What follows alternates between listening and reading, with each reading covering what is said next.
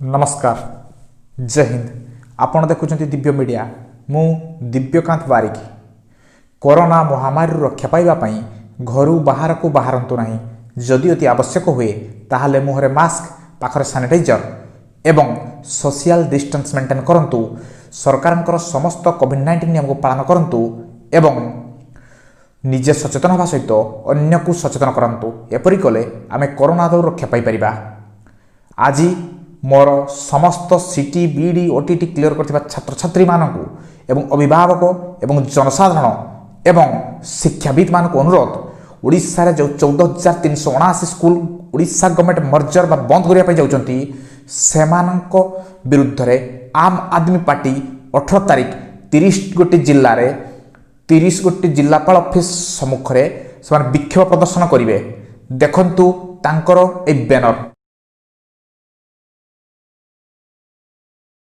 राज्य सरकार विद्यालय बंद करने निष्पत्ति विरुद्ध रे एवं आम आदमी पार्टी ओडिशा तरफ 18 नवेम्बर दिन राज्यव्यापी विक्षोभ प्रदर्शन। प्रत्येक 30 गोटी जिलार प्रत्येक जिलापाल ऑफिस आगे तांकर कर्मी माने विक्षोभ प्रदर्शन करेंगे। किंतु मु खुशी जे जाजपुर जिलार सुधांशु बेहुरा से मते कहिले जे भाई आमे भी एथिरे शामिल हबु। धन्यवाद सुधांशु।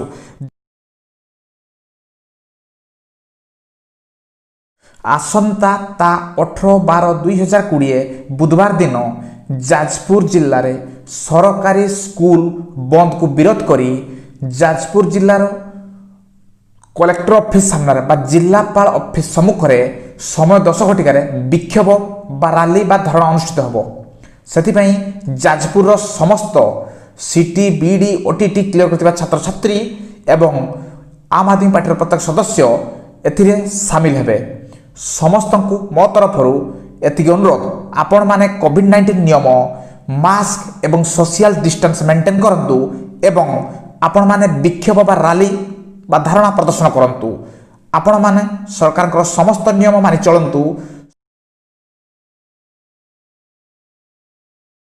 आसंता 18/12/2020 बुधवार दिन बलांगीर जिले में सरकारी स्कूल बंद को विरोध करी जिलापाल ऑफिस सम्मुख रे आम आदमी पार्टी सदस्य एवं सीटी बीडी एवं ओटीटी क्लियर करथिबा छात्र छात्री माने एथिरे शामिल हेबे।